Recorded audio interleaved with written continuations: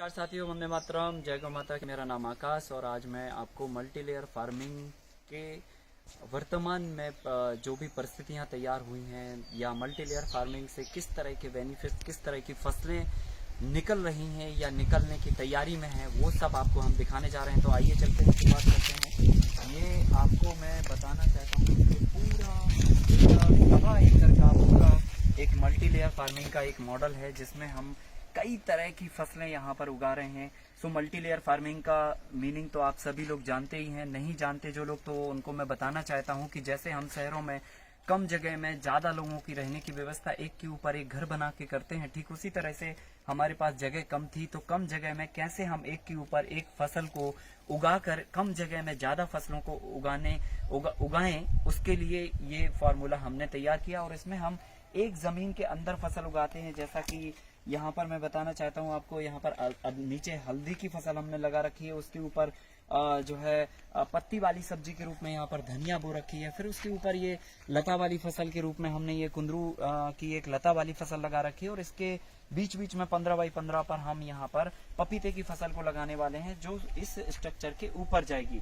लेकिन मैं आपको इसके जो माइनरली बारीक फायदे हैं वो प्रैक्टिकली यहाँ पर दिखा के समझाना चाहता हूँ कि देखिए, अभी वर्तमान में ये अप्रैल का महीना लागू चल रहा है और अप्रैल में काफी जो गर्मी का एक प्रभाव होता है वो काफी बढ़ जाता है।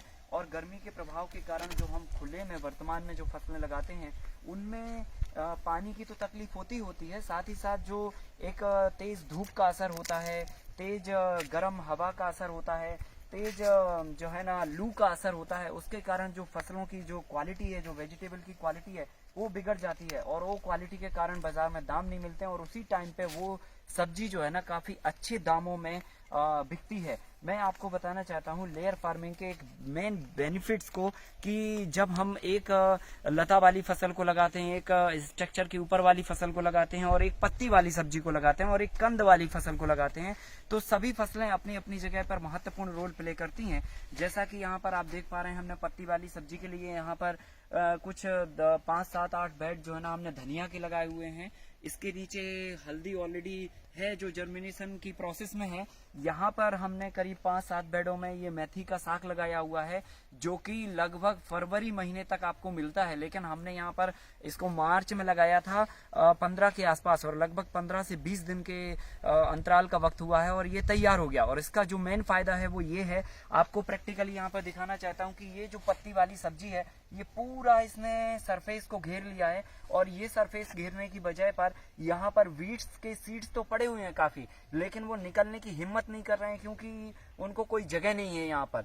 सो बेसिकली जब हम पत्ती वाली सब्जी को बोते हैं तो 3 फायदे इससे निकल के आते हैं। एक तो ये पूरी जगह को कवर कर रहा है, तो कोई वीड्स नहीं निकल पा रहे हैं, खरपतवार को जगह नहीं है। दूसरी बात जो है ना, ये पत्तियां आपस में सट गई हैं। अब यहाँ पर आप थोड़ा करीब आएंगे तो मैं आपको दिखाना चाहता हूँ कि ये यहाँ पर सिचुएशन देखिए आप, किस तरह से पत्तियों से पत्तियां सटने के कारण मिट्टी में जो नमी है वो किस तरह से बनी हुई है। एकदम मॉइस्चराइज सॉइल है, क्योंकि पानी जो है ना इन्होंने उड़ने से रोक दिया है। यहीं पर गौर करिए, यहाँ जो सिचुएशन है, यहाँ पर कोई पत्ती वाली सब्जी नहीं है, तो ये बारूद की तरह जो है ना, बुरादे की तरह मिट्टी, धूल की तरह मिट्टी ये यहाँ पर सूखी पड़ी हुई है। सो पत्ती वाली सब्जी आपस में ढके होने के कारण ये मॉइस्चर को इवापोरेट नहीं होने दे रही है, मतलब नमी को बरकरार रख रही है। 50% धूप तो हमने ऊपर 50% फिल्टर करने के लिए धूप को हमने घास डाल रखी है, जिससे 50% धूप आ रही है और हम इसमें गर्मी के टाइम पे बहुत अच्छे से काम कर पा रहे हैं। और ये पत्ती वाली सब्जी ने 50% से 40% तक तो लगभग इवापोरेशन रोक ही दिया। सो ओवरऑल 70 से 90% तक ये पानी को उड़ने से बचा रही है। मतलब अगर हमारे पास 20-30% पानी भी है अगर, तो हम 4 फसलें आसानी से इसमें उगा सकते हैं। दूसरा इसका फायदा ये है कि ये खरपतवार को नहीं आने दे रही है। तीसरा फायदा ये है कि ये जड़ समेत उखाड़ने से इसका एयर का सर्कुलेशन बढ़ जाता है। सो बेसिकली हमें इससे 3 फायदे होते हैं। एक तो वीड्स नहीं आने देता है ये, दूसरा पानी के इवापोरेशन को रोक देता है, तो पानी की मात्रा इसमें कम लगती है, नमी अच्छी बनी रहती है, बैक्टीरिया हरदम काम करते हैं और नेचुरल फार्मिंग में बहुत अच्छे इसके परफॉर्मेंस भी आते हैं।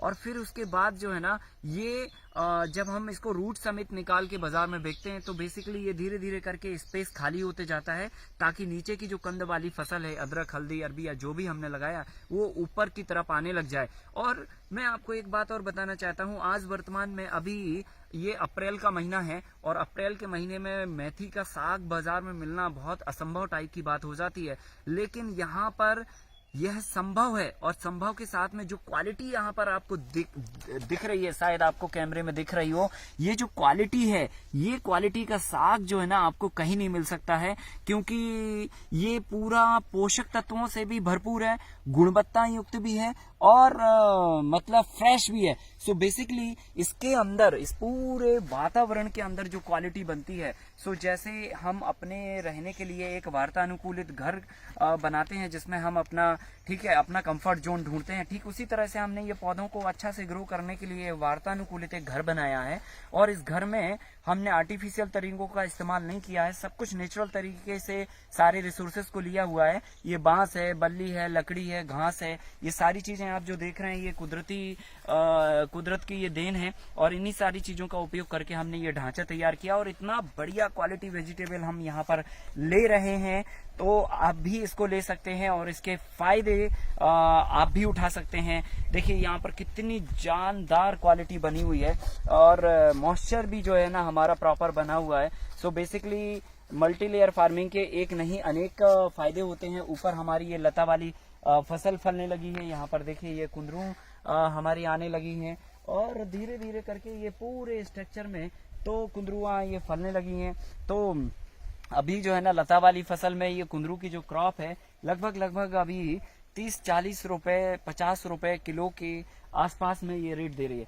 तो और ये एक बार लगाने पर कईयों साल तक चलती है। ये हमारे पिछले 4 साल पुराने पौधे हैं जो अभी तक यहाँ पर लगातार चल रहे हैं। सो कुल मिला के इनका फ्रूटिंग टाइम लंबा है, 9 महीने तक ये लगातार फलते हैं और एक बार लगाने पे तो आपकी उम्र के बराबर चलते हैं, मतलब 20-30 साल तक भी आप इनसे उत्पादन ले सकते हैं और बेल से बेल लगातार बना सकते हैं। तो जैसा कि मैंने बताया यहाँ पे हम मेथी उगा रहे हैं, फिर मेथी के साथ साथ हम जो है ना यहाँ पर और दूसरी फसलें भी उगा रहे हैं। तो जैसे वहाँ पर हमने, ठीक है, धनिया लगाई, फिर मेथी लगाई, यहाँ से देखिए यहाँ पे पालक चालू हो गई है। फिर उसके बाद जो है ना हमारी इन 5-6 बेडों में पालक है। पालक के बाद फिर हमारा यहाँ पे कुंदरू सभी में कॉमन है, हल्दी नीचे सभी में कॉमन है। लेकिन जो ग्रीन वेजिटेबल्स है जो हमें कंटिन्यूसली थोड़ी थोड़ी मात्रा में घरों में उपयोग के लिए चाहिए पड़ती है, तो इस मॉडल में हमने थोड़ा थोड़ा करके सरफेस पर अलग अलग ग्रीन वेजिटेबल को लगाया हुआ है। यहाँ पर हमने ये चौलाई का साग बोया है, फिर हमने यहाँ पर ये सभी में ये चौलाई का साग है, तो 5 ठो बेड में चौलाई का साग है। फिर उसके बाद यहाँ पर ये लाल साग है, ये अभी जर्मिनेशन स्टेज पर है, थोड़ा थोड़ा करके ये जर्मिनेट हो रहा है और पूरा धीरे धीरे करके अभी ये 10 दिन के अंदर पूरे सरफेस को कवर कर लेगा। सो पानी के इवापोरेशन को ये पूरी तरह से रोक देगा। सो हमें पानी की जैसे जैसे गर्मी पड़ेगी और कम पानी की जरूरत हमें पड़ेगी।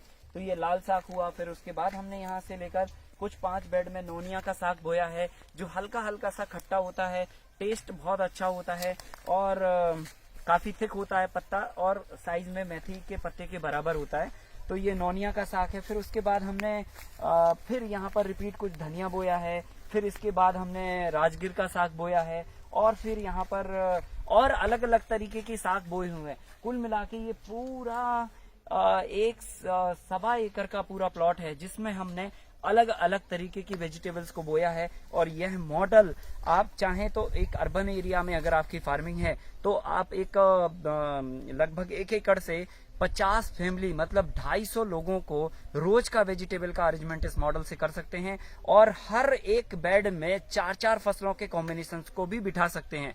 तो ये सब्जियों की बहुत बड़ी रेंज को तैयार करके देता है ये मॉडल। सो अर्बन एरिया के लिए जो लोग शहर के आसपास हैं और उनकी जमीनें आसपास हैं, वो अगर इस मॉडल को अपनाते हैं तो निश्चित वो शहर के आसपास लोगों को होम डिलीवरी या तो फार्म मार्केट वेजिटेबल कॉन्सेप्ट पर जाकर बड़ी रेंज तैयार करके कुछ 50 फैमिली को लगभग 250 लोगों को रोज का फ्रेश वेजिटेबल गुणवत्ता युक्त वेजिटेबल दे सकते हैं।